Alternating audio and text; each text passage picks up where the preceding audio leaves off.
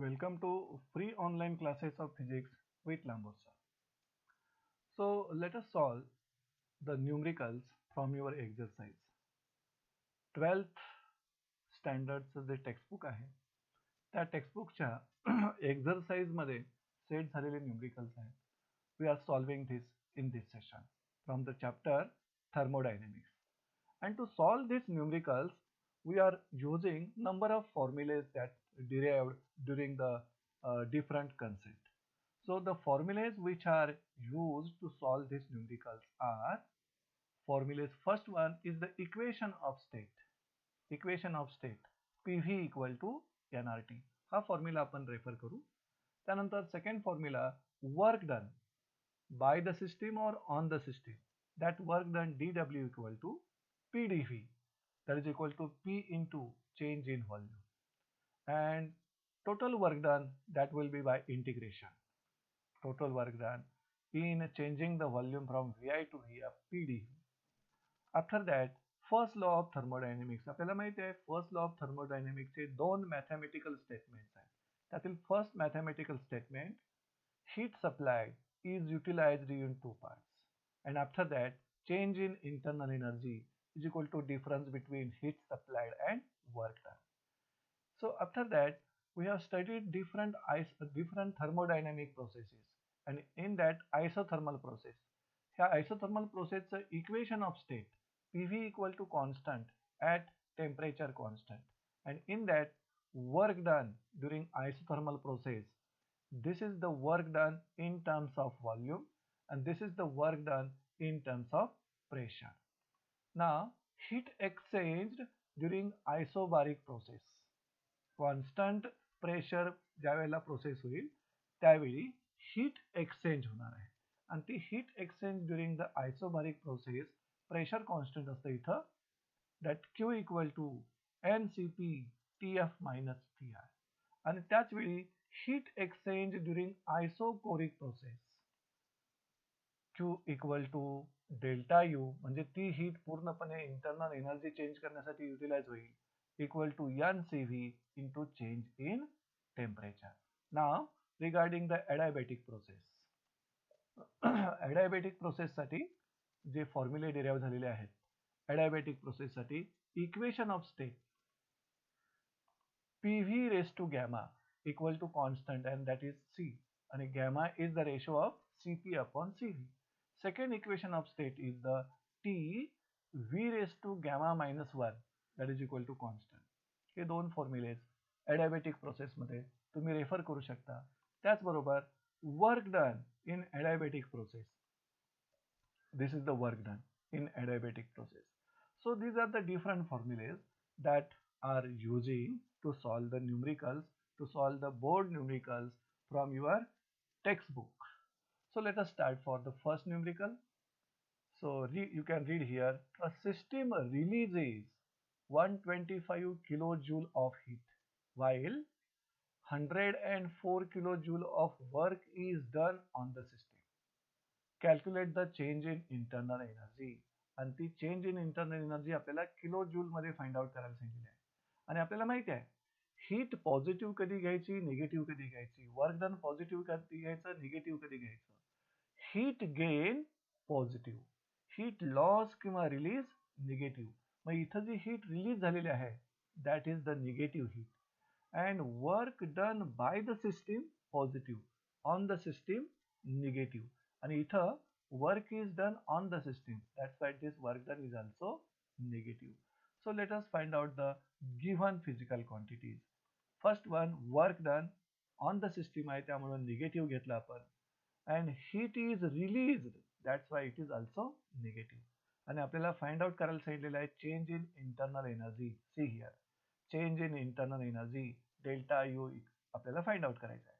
आता या तीन फिजिकल क्वांटिटी मधील रिलेशन जे आहे ते फर्स्ट लॉ ऑफ थर्मोडायनेमिक न दिलेला आहे. That's why the formula is the mathematical statement of first law of thermodynamics is the formula.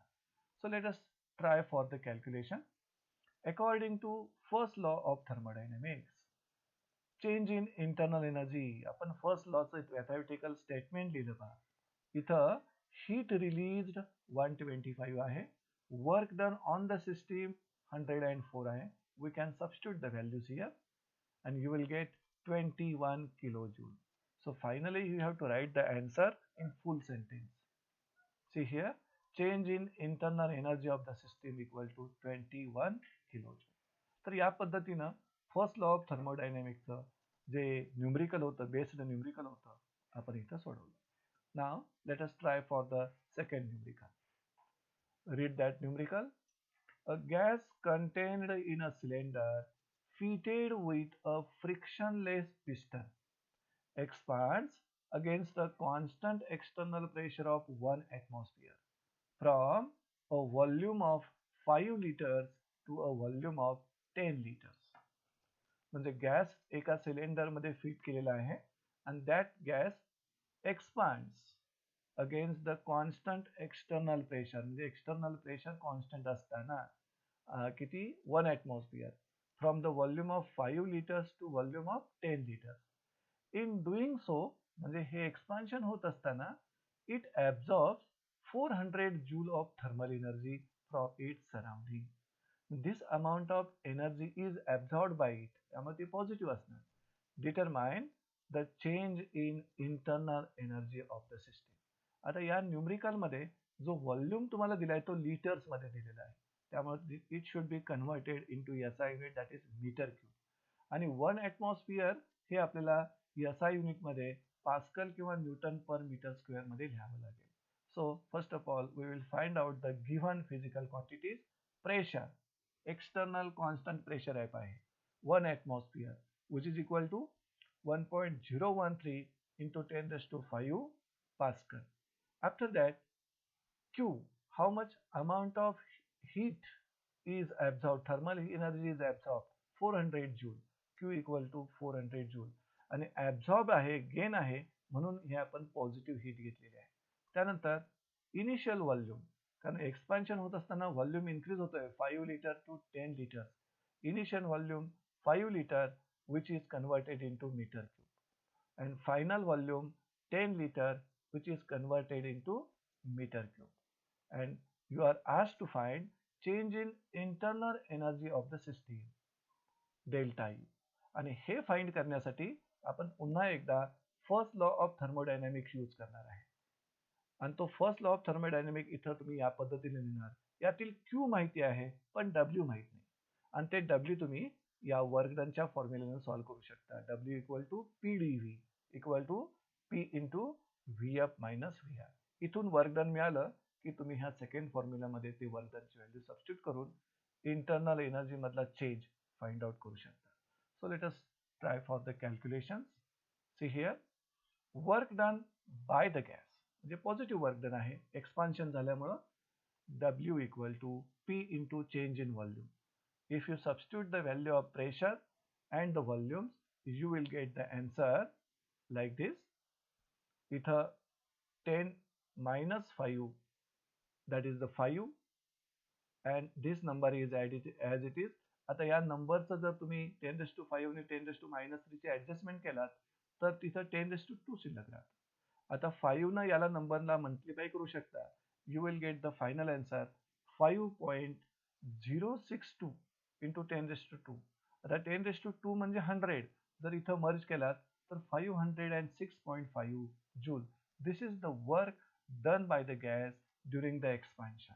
आता वर्क डन मिळालं तर तुम्ही आता change in internal energy find out करू शकता फर्स्ट लॉ ऑफ थर्मोडायनॅमिकच्या फॉर्म्युलावरून. See here, change in internal energy, heat absorb, thermal energy absorb केलेली ती 400 आहे आणि वर्क डन जे झालेलं आहे ते 506.5. So change in internal energy you will get minus 106.5 joule. कारण वर्क डन ज्यावेळेला पॉझिटिव्ह असतं त्यावेळेला इंटरनल एनर्जी निगेटिव्ह असते. So here negative internal energy. Finally we will write the answer in complete sentence. Change in internal energy of the system equal to minus 106.5 joule. So this was the second numerical from your exercise from your textbook. So let us try for the third numerical. What is given here? 1 kg of water is given. 1 kg of water is boiled at 100 degrees Celsius and all of it is converted to steam. म्हणजे त्या वॉटरला steam मध्ये तुम्ही convert केलात. म्हणजे इथं latent हीटचा संबंध येतो. कारण एका स्टेटमधून दुसऱ्या स्टेटमध्ये जात असताना तुम्हाला हीट सप्लाय जी केलेली असते ती हीट सप्लायला तुम्ही लॅटंट हीट म्हणता आणि इथं लॅटंट हीट ऑफ व्हॅपोरायझेशनची तुम्हाला गरज लागेल. So 1 kg of water is boiled at 100 degrees Celsius and all of it is converted into heat, into steam. If the change of state takes place at the atmospheric pressure, या प्रेशरला state change होत असेल, water to steam, calculate energy transfer to the system. म्हणजे इथं सिस्टीमला energy gain होणार आहे, absorb होणार आहे. Work done by the system during this change. आणि थर्ड काढायचं आहे change in internal energy of the system. म्हणजे इथं एकूण 3 एम्स आहे. पहिल्या एम मध्ये आपल्याला energy transfer to the system किंवा energy gained by the system काढायचं आहे, work done by the system आणि change in internal energy of the system. आणि गिव्हन काय पहा, volume of water changes from 1 into 10⁻³ meter cube in a liquid form to 1.671 meter cube when in the form of steam. म्हणजे स्टीमचा volume इथं दिलाय आणि वॉटरचा volume इथं दिलाय liquid form मधला. म्हणजे इथं व्हॉल्यूम चेंज झालेला आहे, त्यामुळे वर्क डन होणार. आणि शेवटी काय म्हटलंय पहा, can you explain how the work done by the system is utilized. म्हणजे इथे एकूण 4 क्वेश्चनचे आपल्याला आन्सर द्यायचे आहेत. शेवटचा आन्सर हे तुम्हाला थेरॉटिकलच आन्सर द्यायचा आहे. म्हणजे इथं स्टेट चेंज होत असताना वॉटरनं जी काय एनर्जी ऍब्झॉर्ब केलेली आहे ती ऍब्झॉर्ब केलेल्या एनर्जीचं युटिलायझेशन कसं झालं किंवा इथं जे वर्क डन झालं त्या एनर्जीच्या बाबतीनं ते वर्क डन बाय द सिस्टीमचं युटिलायझेशन कसं झालं ते आपल्याला एक्सप्लेन करावं लागेल. म्हणजे एकूण 4 क्वेश्चनचे आन्सर फाइंड आउट करायचे आहेत. Before that we will find out given physical quantity. मध्ये पहिल्यांदा mass of water is given. See here, mass of water 1 kg. त्यानंतर ॲटमॉस्फेरिक प्रेशर ही स्टँडर्ड व्हॅल्यू आपण घेतली. टेम्परेचर ऑफ बॉइलिंग पॉइंट दिलाय पहा, water is boiled at, so temperature. Before that latent heat of vaporisation आपण इथे घेतली, कारण water changes to vapour. That latent heat of vaporisation is 540 calorie per gram. आणि याला तुम्ही जूल मध्ये कन्वर्ट करायचं असेल तर 1 कॅलरी इक्वल टू 4.18 जूल. इथं आपण त्याला 4.18 जूलनं मल्टिप्लाय केलं आणि हा प्रॉडक्ट किती येतो बघा, 2256 किलो जूल पर केजी. म्हणजे इथं जूल पर ग्रॅम येणार होतं, पण न्यूमरेटरला किलो जूल घेतलात आणि डिनॉमिनेटरला ग्रॅमचं केजी करून घेतलात. त्यामुळे ह्याचं मल्टिप्लिकेशन जूल पर ग्रॅम पण बरोबर आहे आणि किलो जूल पर केजी मध्ये देखील बरोबर आहे. So after that volume of water म्हणजे लिक्विड फॉर्म मधल्या वॉटरचा जो व्हॉल्यूम आहे तो इथं दिलाय तुम्हाला. 10⁻³ इथं आपण मर्ज केलं, तुम्हाला मिळेल 0.001 मीटर क्यूब. त्यानंतर स्टीम फॉर्म मधला जो व्हॉल्यूम आहे तो 1.671 metre cube. After that change in volume, स्टीमचा व्हॉल्यूम जास्त आहे, चेंज इन व्हॉल्यूम जर तुम्ही घेतलात तर तो डिफरन्स मिळेल 1.670 मीटर क्यूब. आणि शेवटी इथं टेम्परेचर, ज्या टेम्परेचरला water boils and converts into steam, that temperature is given 100 degrees Celsius. But that is should be converted into Kelvin. So 100 plus 273, you will get 373 Kelvin. तर हे सगळं आपण given physical quantities note down केलेले आहेत. नाव we want to find answers of 3 questions and 1 theoretical answer आपल्याला पाहिजे. So to find, first of all we want to find heat transferred to the system, म्हणजे heat absorbed किंवा gained by the system. See here, energy gained by the system find out करायचं आहे. Second, work done by the system find out करायचं आहे. आणि third, change in internal energy of the system. आणि fourth जे answer ते इथं आपल्याला एक्सप्लेन करायचं आहे. पहा, how the work done by the system is utilize. तर ह्या तिघांचे आन्सर काढण्यासाठी जे आपण फॉर्म्युले यूज करतोय त्यातला पहिला फॉर्म्युला म्हणजे लॅटंट हीट, जो आपण 11th स्टँडर्ड मध्ये स्टडी केलेला आहे. See here, Q equal to ml. M म्हणजे मास ऑफ सबस्टन्स, L म्हणजे लॅटंट हीट. ओके. त्यानंतर हा दुसरा W equal to PdV work डनचा.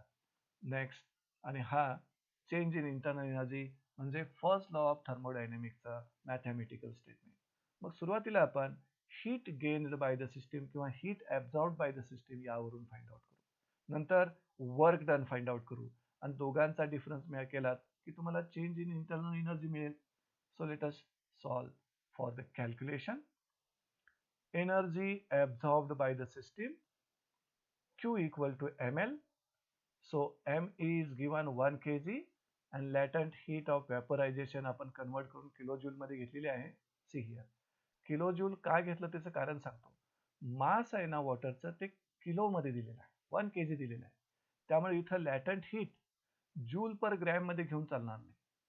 Joule per gram मध्ये घेऊन चालणार नाही, जूल पर केजी मध्ये पाहिजे. मग डिनॉमिनेटरला ग्रॅमचं केजी करत असेल तर न्यूमरेटरला जूलचं किलो जूल होईल. So this is the energy absorbed by the system. Now we will find work done by the system. W equal to PdV. मग हा P प्रेशर दिलेला आहे व्हॅल्यू आणि चेंज इन व्हॉल्यूम आपण फाइंड आउट केला. ह्या दोघांचं multiplication you will get 1.687 into 10⁵. आता ह्या 10⁵ मधील दोन पॉवर्स ज्या आहेत त्या जर ऍडजस्ट केल्यात तर 168.7 इंटू 10⁵, आणि त्या 10⁵ ला तुम्ही किलो जूल लिहू शकता. And this answer is very close to 169 kilo joule.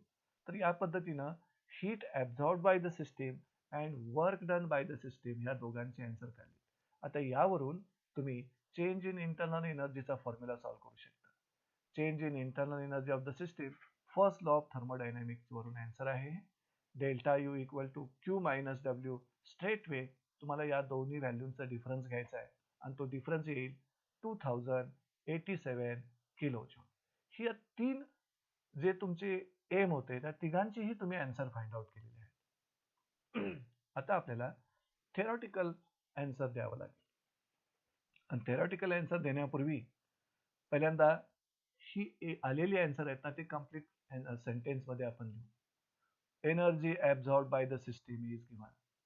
त्यानंतर work done by the system is given and change in internal energy of the system is also we have calculated. आता शेवटी जो त्यांनी प्रश्न विचारला आहे, इथं जे वर्क डन झालेलं आहे सिस्टीमनं केलेलं आहे त्या वर्क डनचं युटिलायझेशन सिस्टीमकडून कसं होईल ते आपल्याला सांगायचं आहे. तर त्याचा आन्सर आपण फोर्थ ऑप्शन मध्ये घेऊया. Work done by the system म्हणजेच water is utilized in increasing the volume. कारण लिक्विड फॉर्म मध्ये जे वॉटर आहे त्याचा व्हॉल्यूम आणि it is converted into steam, त्याचा व्हॉल्यूम इन्क्रीज झालेला आहे. त्यामुळं work done by the water is utilized in increasing the volume occupied by water in vapor form, as well as it is used in increasing temperature of the surrounding. म्हणजे सराउंडिंगचं temperature increase करण्यासाठी ते work डनचा use केला जाईल. So in this way we find the answers of the 4 questions that are set in the numerical.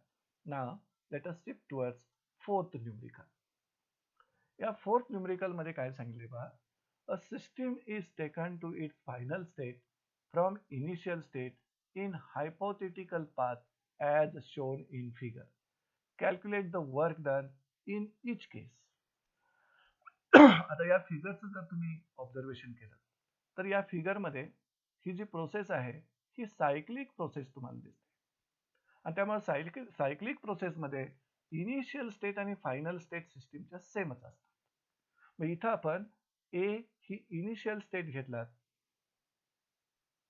आणि C ए ही initial state असेल तर ए ही final state पण असू शकणार आहे. So system is taken to its final state from initial state in hypothetical path as shown in figure. आता इथं तुम्ही वरून गेलात तुम्ही, तर ए पासून जर स्टार्ट केली असेल सिस्टीमची प्रोसेस, थर्मोडायनेमिक प्रोसेस, तर ए टू बी हा एक पाथ झाला, बी टू सी दुसरा, सी टू डी तिसरा आणि डी टू ए चौथा, म्हणजे सायकल कंप्लीट झालं. मग during this thermodynamic process, work done in each case along each path we want to find. We want to find work done in each case. मग ते work done find करण्यासाठी आपण इथं दिलेली जी प्रेशरची व्हॅल्यू आहे Y ॲक्सिसवर ही PV diagram आहे. त्या PV diagram मध्ये along y axis pressure is given, that is in SI unit, and along x axis volume is given, but this volume is in liter. That should be in meter cube. आपल्याला convert करावं लागेल. 1 liter equal to 10 raised to minus 3 meter cube. So let us try to find. तर given ही diagram आपल्याला दिलेली आहे. आता find काय करायचं आहे, वर्क डन इन इच केस, म्हणजे अलॉंग इच पाथ, इथं एकूण 4 पाथ आहेत, त्या प्रत्येक पाथच्या अलॉंग झालेलं वर्क डन आपल्याला फाइंड आउट करायचं आहे.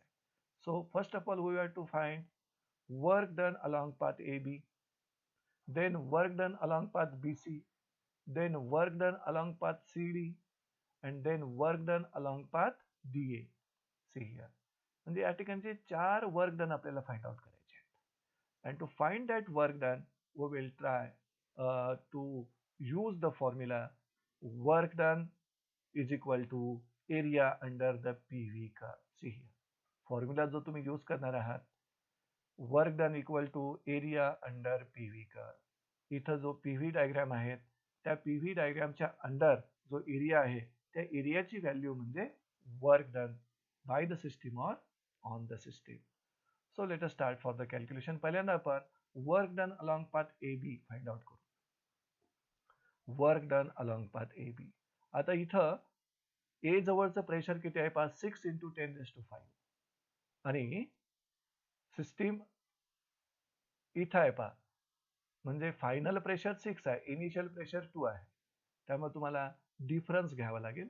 आणि बी जवळचं पण प्रेशर सेम आहे, पण इथला व्हॉल्यूम चेंज झालेला आहे. बी जवळचा व्हॉल्यूम 6 आहे आणि ए जवळचा व्हॉल्यूम 2 आहे, म्हणजे इनिशियल व्हॉल्यूम 2 आणि फायनल व्हॉल्यूम 6. त्यामुळे वर्क डनचा फॉर्म्युला तुम्ही घेताना W equal to area under curve A B, आणि तो area under curve A B करताना this is the pressure value and this is the change in volume. तुम्ही घेऊ शकता 6 - 0, म्हणजे प्रेशर तुम्ही इथून घेणार, एरिया अंडर दिस कर्व म्हणजे अप टू एक्स ॲक्सिस तो एरिया असेल, 6 - 0 × 10⁵ इंटू, आता हा चेंज इन व्हॉल्यूमचा फॉर्म्युला घ्यायला पाहिजे मला. चेंज इन व्हॉल्यूमचा म्हणजे this is the length and this is the breadth, that will be the area. 6 - 2, 6 - 2, you will get 10⁻³ का 10⁻³? तर इथं तुम्ही हा व्हॉल्यूम लिटर मध्ये घेऊ शकत नाही, that should be in metre cube. मग मीटर क्यूब मध्ये जर व्हॉल्यूम आपल्याला घ्यायचं असेल तर 6 × 10⁻³ आणि 2 × 10⁻³ त्यातला कॉमन आहे तो 10⁻³ आपण इथे घेतला. See here 1 litre equal to 10⁻³ metre cube. या कन्व्हर्शननं इथं हे 10⁻³ कॉमन आलेलं आहे. आता मल्टिप्लिकेशनचं पार्ट, इथं 6 - 2 4 मिळेल तुम्हाला, 6 हा डिफरन्स, आणि हे 6 - 2 म्हणजे 4 × 10⁻², कारण 10⁻5 आणि 10⁻³ यामधून 10⁻² शिल्लक राहील. इथं 24 आलं × 10⁻² joule. So this is the work done along path A B. A B पाथच्या अलॉंग एक्सपान्शन होत असताना हे झालेलं वर्क डन आहे आणि त्यामुळे ते पॉझिटिव्ह. आता work done along path B C आणि work done along path D A या दरम्यान volume of that system is constant. म्हणजे आयसोकोरिक पाथ आहे ते, बी सी आणि डी ए आयसोकोरिक प्रोसेस आहे आणि त्यावेळी वर्क डन 0 असतं. त्यामुळं volume remains constant during the path BC and DA. See here, during this path BC and during the path DA, volume remains constant. आणि volume जर constant राहत असेल तर इथं होणारं वर्क डन ह्या दोन पाथच्या अलॉंग 0 असेल. Therefore, work done along path BC 0, work done along path DA 0. म्हणजे एकूण 4 पाथ आहेत, त्यातील 3 पाथच्या अलॉंगचा आपण वर्क डन फाइंड आउट केलं. आता आपण work done along path CD find out करूया. See here, work done along path CD. आता हे वर्क डन फाइंड आउट करताना पुन्हा एकदा area under the PV curve. Work done along path CD equal to area under PV curve, आणि तो area find out करताना 2 - 0 हा प्रेशर मधला बदल आहे, आणि 2 - 6 कारण इथं फक्त मॅग्निट्यूड आपण घेतोय वर्क डनची मॅग्निट्यूड, कारण इथं ऍक्च्युली हे वर्क डन निगेटिव्ह येणार होतं, कारण this is the work done on the system, that's why negative. त्यामुळे वर्क डनची मॅग्निट्यूड घेत असल्यामुळं हा डिफरन्स आपण 2 - 6 फक्त यातून व्हॅल्यू आपल्याला फाइंड आउट करायची आहे. आणि पुन्हा एकदा तो व्हॉल्यूम लिटरचा तुम्ही मीटर क्यूब मध्ये कन्वर्ट केलेला आहे. हा डिफरन्स तुम्हाला इथं 4 येईल, इंटू 2 म्हणजे 8 येत आहे पहा. 2 × 4 × 10⁻², that is equal to 8 × 10⁻² joule. So this is the values for work done along each case. So finally we will write the answers. Work done along path AB is here. Work done along path BC 0 joule, कारण constant व्हॉल्यूमला process होते. Work done along path CD is 8 × 10⁻² joule. हे actually negative work done यायला हवं होतं, पण आपण त्या work डनची मॅग्निट्यूड घेतलेली आहे. And fourth one, work done along path DA 0 constant volume process आहे. So in this way we have solved the fourth numerical from your exercise. So let us shift towards the fifth numerical. What is given in that fifth numerical? A hypothetical thermodynamic cycle is shown in the figure. Calculate the work done in 25 cycles. म्हणजे इथं पुन्हा एकदा एक cyclic process दिलेली आहे, आणि त्या cyclic प्रोसेसमधील cyclic प्रोसेसची PV डायग्रॅम तुम्हाला ह्या डायग्रॅम मध्ये दिसत आहे. And that diagram shows the shape of ellipse. म्हणजे hypothetical thermodynamic cycle is elliptical cycle. आणि आपल्याला माहिती आहे इलिप्सला 2 प्रकारचे ऍक्सिस असतात, मेजर ऍक्सिस आणि मायनर ऍक्सिस. ह्या डायग्रामच्या सिमेट्री वरून तुम्हाला लक्षात येईल major axis is along pressure, म्हणजे वाय ऍक्सिसच्या अलॉंग मेजर ऍक्सिस राहील त्याचा, आणि एक्स ऍक्सिसच्या अलॉंग मायनर ऍक्सिस असेल. त्यामुळं प्रेशरची जे काय इथं व्हॅल्यूज प्लॉट झालेल्या आहेत आणि व्हॉल्यूमच्या ज्या व्हॅल्यू प्लॉट झालेल्या आहेत त्या व्हॅल्यूज रिप्रेझेंट करणारे डायग्रॅम आपण पुन्हा रिड्रॉ करूया. इथं तुम्हाला या पद्धतीची डायग्रॅम दिसेल. म्हणजे याच डायग्रॅमला तुम्ही इलिप्सच्या 2 ऍक्सिसच्या व्हॅल्यू मिळतील अशा पद्धतीनं रिड्रॉ केलेलं आहे पहा. इथं इनिशियल प्रेशर आहे 1 पास्कल, आणि इथं फायनल प्रेशर आहे 11 × 10⁵ pascal. Okay, and this is the change in volume 2 to 6. पण हा व्हॉल्यूम मात्र 10⁻³ मीटर क्यूब मध्ये दिलेला आहे, त्यामुळे इथं याची कन्व्हर्शनची काही गरज नाही. लिटर मध्ये दिलं असतं तर आपण कन्व्हर्ट केलं असतं. इथं पहा काय सांगितलंय, this is 2A, this is the length of major axis. इलिप्सच्या मेजर ऍक्सिसची लेंथ आहे 2A. मग इथं तुम्हाला 2A = 10 मिळते. आणि 2B, this is the length of minor axis. मग मायनर ऍक्सिसची लेंथ म्हणजे 6 - 2 हा डिफरन्स तुम्हाला मिळेल. आणि आपल्याला काय फाइंड करायचं आहे, we want to find work done in such 25 cycles. म्हणजे एका सायकलच्या अलॉंग झालेलं वर्क डन फाइंड आउट करू, मल्टिप्लाइड बाय 25. या पद्धतीनं तुम्हाला वर्क डन फाइंड आउट करता येईल. सो फॉर्म्युला युज्ड फॉर दिस, या वर्क डन फाइंड करण्यासाठी जो फॉर्म्युला यूज करणार आहे तो same formula work done by the gas किंवा system is equal to area under PV diagram, तोच फॉर्म्युला यूज करणार. Work done by gas in 1 cycle equal to area under PV curve. आणि हा जो PV curve आहे त्याला elliptical shape आहे, त्यामुळं area enclosed by the ellipse आपल्याला फाइंड आउट करायचं आहे. आणि 1 सायकलला जे वर्क डन होईल multiplied by 25 cycle, that will be the answer of your question. So let us start for the calculation. As figure represents an ellipse, या फिगरमध्ये जे hypothetical cycle आहे ते इलिप्टिकल आहे. आणि आपण म्हटल्याप्रमाणे इलिप्सला दोन ऍक्सिस असतात, मेजर ऍक्सिस आणि मायनर ऍक्सिस. या इलिप्सचा major axis along Y axis आहे, म्हणजे अलॉंग प्रेशर ऍक्सिस आहे. आणि या इलिप्सचा मायनर ऍक्सिस हा अलॉंग एक्स ऍक्सिस म्हणजे अलॉंग व्हॉल्यूम ऍक्सिस आहे. As figure represents an ellipse, area enclosed by the curve म्हणजेच इलिप्स ना जो एरिया इनक्लोज केलाय that is equal to pi into A B. आता इथे ए म्हणजे काय पहा, twice A is the length of major axis and A is the semi-major axis, length of semi-major axis, where A is the length of semi-major axis. आणि semi-major axis ची length तुम्हाला find out करायची असेल तर 11 minus 1 this is the value 2A ची value आहे आणि divided by जर तुम्ही 2 केला तर A चा आन्सर मिळेल. So you will gate 11 minus 1 म्हणजे 10 डिवायडेड बाय 2 म्हणजे 5 into 10 raised to 5 Pascal. So this is the value of small a which is the length of semi major axis.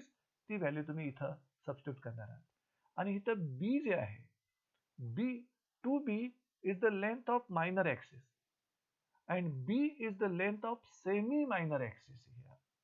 So b is the length of semi minor axis आणि तो minor axis along volume axis असल्यामुळं तुम्ही b ची value करत असताना 2b ला 2 न divide करणार आहात.